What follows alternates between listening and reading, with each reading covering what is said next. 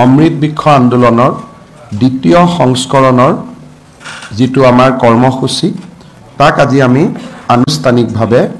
আৰম্ভ কৰিছোঁ। আপোনালোকে জানে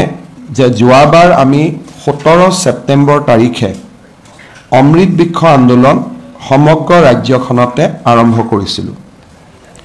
অমৃত বৃক্ষ আন্দোলন যদিও 17 ছেপ্টেম্বৰত আৰম্ভ হৈছিলে 12 ছেপ্টেম্বৰৰ পৰাই আমি এই সমগ্ৰ প্ৰক্ৰিয়াটোক জনপ্ৰিয় কৰাৰ বাবে বিভিন্ন কাৰ্যসূচী হাতত লৈছিলোঁ। চেপলিংছ বিতৰণ, নিৰ্দিষ্ট এলেকাত 10 লাখ গছ ৰোপণ বা বৃক্ষ ৰোপণ, ছাত্ৰ ছাত্ৰীসকলৰ মাজত আমি সমূহীয়া এটা বৃক্ষ ৰোপণ, অসমৰ মেপখন বৃক্ষ দি পূৰ্ণতা প্ৰদান, এই ধৰণে আমি যোৱা বছৰ 10টা গিনিছ ৱৰ্ল্ড ৰেকৰ্ড আমি স্থাপন কৰিছিলোঁ আৰু 1,12,00,000 আমি গছ পুলি ৰোপণ কৰিছিলোঁ। 17 ছেপ্টেম্বৰত গছ পুলি ৰোপণ হোৱাৰ পিছত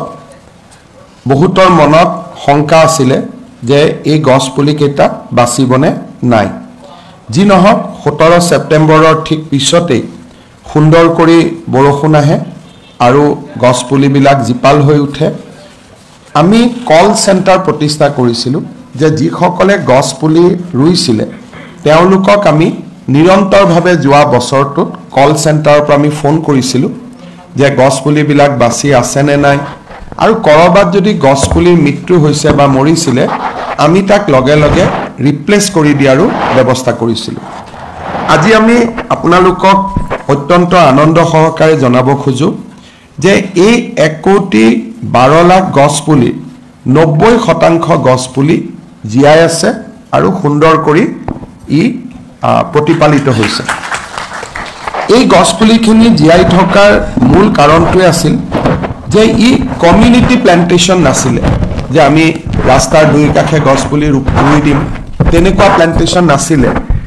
এই প্লেণ্টেশ্যনবিলাক মেইনলি আমি কেম্পাছৰ ভিতৰত আমি প্লেণ্টেশ্যন কৰাৰ বাবে আমি চেষ্টা কৰিছিলোঁ। যেনেকৈ বেটেলিয়নসকলে নিজৰ উইদিন দ্য বেটেলিয়ন কেম্পাছ, স্কুলে উইদিন দ্য স্কুল কেম্পাছ আৰু ব্যক্তি বিশেষে যি গছ পুলি ৰোপণ কৰিছিল, বিশেষকৈ সেল্ফ হেল্প গ্ৰুপৰ মহিলাসকলে তেওঁলোকে নিজৰ ঘৰত এই গছ পুলিবোৰ ৰোপণ কৰিছিল আৰু গছ পুলিবিলাক আমি এনেকৈ বিতৰণ কৰিছিলোঁ যাতে তাৰ এটা বাণিজ্যিক মূল্য থাকে, যাতে মানুহৰ মনত এটা নিজে এটা যে এই গছ পুলিকেইডাল আমি ডাঙৰ কৰিলে ভৱিষ্যতে ইয়াৰ পৰা আমি এটা বাণিজ্যিক মূল্য পাম। আৰু সেইকাৰণে আমি অগৰৰ দৰে যিবিলাক গছৰ এটা বাণিজ্যিক মূল্য আছে তেনেকুৱা ধৰণৰ গছ পুলিও আমি ৰোপণ কৰিছিলোঁ আৰু তাৰ লগত শাল, চেগুন এই ধৰণৰ গছ পুলি আমি দিছিলোঁ যাতে এটা নিৰ্দিষ্ট সময়ৰ পিছত ৰাইজে সেই গছ পুলিকেইটি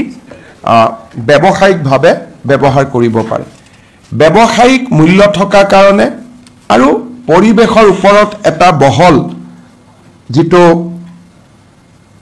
ক'ব গ'লে আমি বৰ্তমানৰ যিবিলাক প্ৰত্যাহ্বান তাৰ প্ৰতি থকা বহল সজাগতাৰ কাৰণেই হওক বা গছৰ প্ৰতি মানুহৰ যিটো সহজাত মৰম, যিটো এটা সহজাত প্ৰবৃত্তিৰ দৰে গছৰ প্ৰতি মৰম মানুহ আৰু গছৰ সম্পৰ্ক সৃষ্টিৰ আৰম্ভণিৰ পৰাই, সেইকাৰণে আমি 90% গছ পুলি বচাবলৈ সক্ষম হৈছিলোঁ।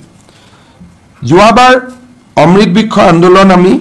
এটা কম সময়ৰ পৰিকল্পনাত আৰম্ভ কৰিছিলোঁ, সেইকাৰণে বহুখিনি গছ পুলি আমি প্ৰাইভেট নাৰ্চাৰীৰ পৰা নিবিদাৰ জৰিয়তে আমি কিনিবলগীয়া হৈছিল। যোৱাবাৰ 17 ছেপ্টেম্বৰ অকল এটা দিনতে আমি গছ পুলি ৰোৱাৰ কাৰণে এটা সময়ত আমাৰ সাৰ্ভাৰ যি পোৰ্টেলত আমি গছ পুলি ৰোৱা ফটো দিওঁ সেইটো ক্ৰেশ হৈ গৈছিলে। তাৰ কাৰণে আমি কিছু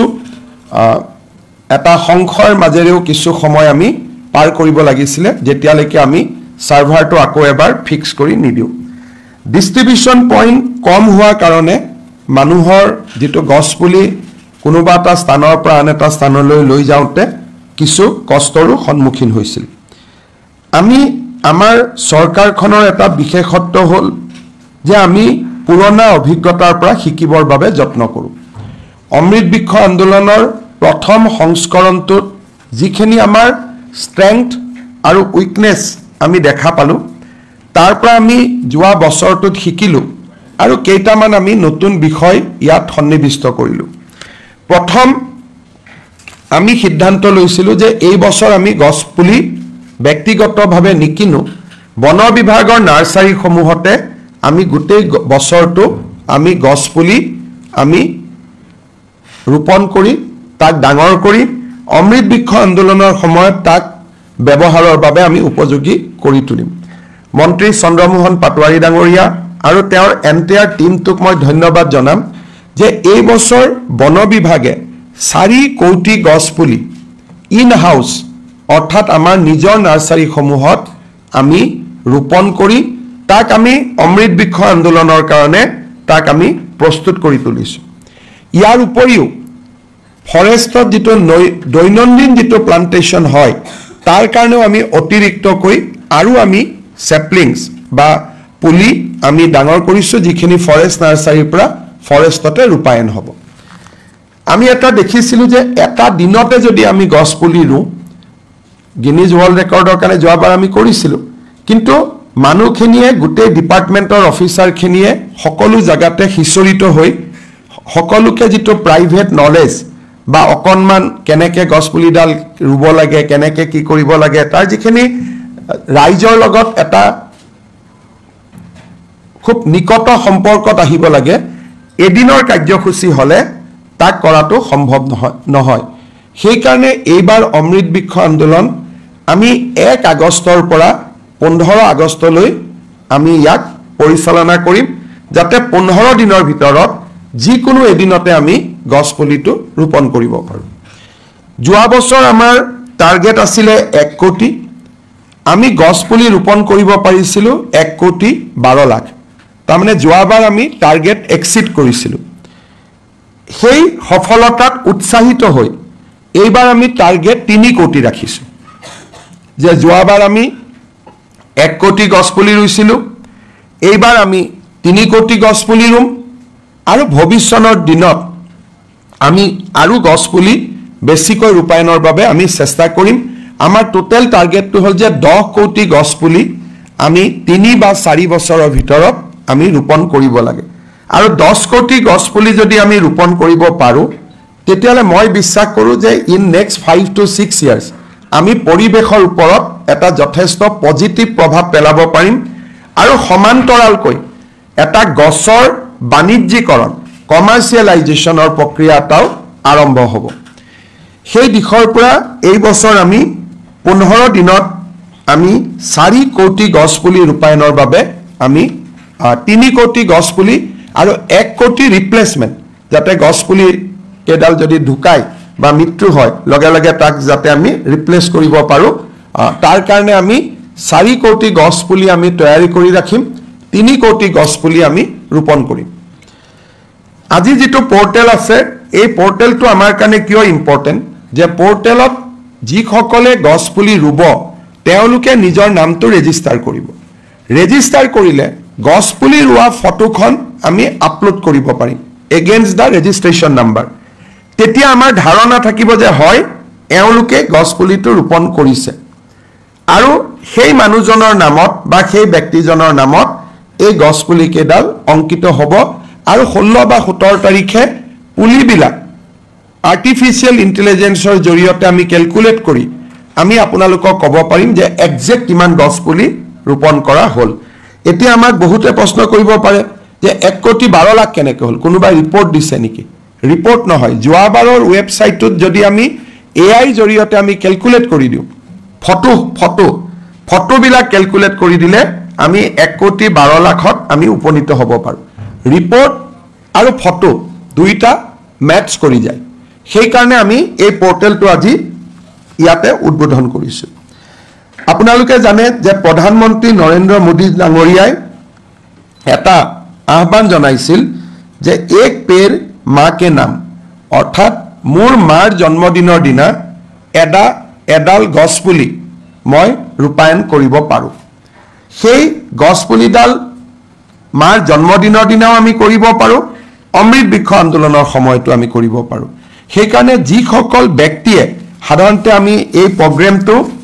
আশা worker, Anganwadi worker, SHG member,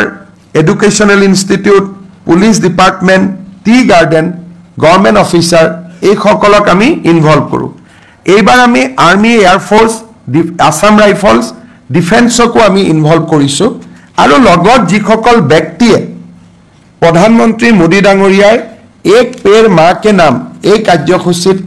নিজক জড়িত কৰিব খোজে, তেওঁলোকে ব্যক্তিয়েও যদি এই কোনোবা SHGৰ মেম্বাৰ নহয়, কোনোবা স্কুলৰ ষ্টুডেণ্ট নহয়, কলেজৰ ষ্টুডেণ্ট নহয়, কোনোবা অংগনবাদী নহয়, আশা নহয়, পুলিচ নহয়, ডিফেন্স পাৰ্চনেল নহয়, NGO নহয়, মই এজন ব্যক্তি, কিন্তু সেই ব্যক্তিজনেও পৰ্টেলত ৰেজিষ্টাৰ কৰাৰ কাৰণে সুবিধা পাব। এই গোটেই আন্দোলনটো আমি বিভিন্ন ফৰেষ্ট ডিপাৰ্টমেণ্টে বিভিন্ন সংস্থাৰ সৈতে জড়িত হৈ ৰূপায়ণ কৰে। ইয়াত এই যিটো জনভাগিদাৰিত্ব, ইয়াৰ মূল কেন্দ্ৰবিন্দু হ'ল নগৰীয়া আত্মসহায়ক গোট আৰু গাঁৱৰ আত্মসহায়ক গোট, LP আৰু ME school, high school, higher secondary school, college, university. ইয়াৰ পিছত আমি সকলোকে টাৰ্গেট কৰি দিয়া আছে যে ৰুৰেল SHG মেম্বাৰ এজনে কেইটা গছপুলি ৰুব, LP ME প্ৰত্যেকখন স্কুলত 35ডালকৈ গছপুলি ৰুব লাগিব, হাইস্কুল, হায়াৰ ছেকেণ্ডেৰী স্কুলত 75ডাল, কলেজত 71ডাল, ইউনিভাৰ্চিটিত 500ডাল। অংগনবাদী কৰ্মী, district police, APBN, home guard, VDP, air force, army, Assam rifles,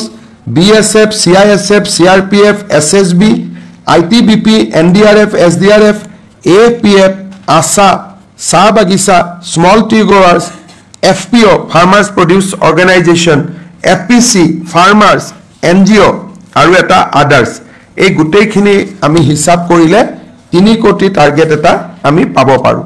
জিলা ৱাইজো আমি টাৰ্গেট বনাই দিছোঁ, বঙাইগাঁৱত ইমান, বৰপেটাত ইমান, সেই ধৰণে আমাৰ DC সকলেও এই গোটেই ব্যৱস্থাটোত যোগ দিব।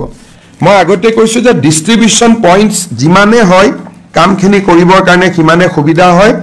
এইবাৰ আমি 4000 ডিষ্ট্ৰিবিউশ্যন পইণ্টছ আমি ৰাখিম। যেনেকৈ ইলেকশ্যনত EVM বিতৰণৰ কাৰণে এটা ডিষ্ট্ৰিবিউশ্যন পইণ্টছ হয়, আকৌ ভোটৰ সময়ত লৈ যায়, ভোটৰ সময়ত ঘূৰাই লৈ আহে, তেনেকৈ আমি 4000 ডিষ্ট্ৰিবিউশ্যন পইণ্টছ ৰাখিম, যাতে মানুহে ঘৰৰ নিচেই কাষতে এই সুবিধা পাব পাৰে। মই বন বিভাগৰ মন্ত্ৰী চন্দ্ৰমোহন পাটোৱাৰী ডাঙৰীয়া আৰু তেওঁৰ এণ্টায়াৰ টীমটোক মই আগতীয়াকৈ শুভেচ্ছা জনাইছোঁ। অসমে এটা নতুন, গোটেই দেশকে এটা নতুন পথ দেখুৱাবৰ বাবে চেষ্টা কৰিছে। মই অমৃত বৃক্ষ আন্দোলনৰ 2য় সংস্কৰণৰ সফলতা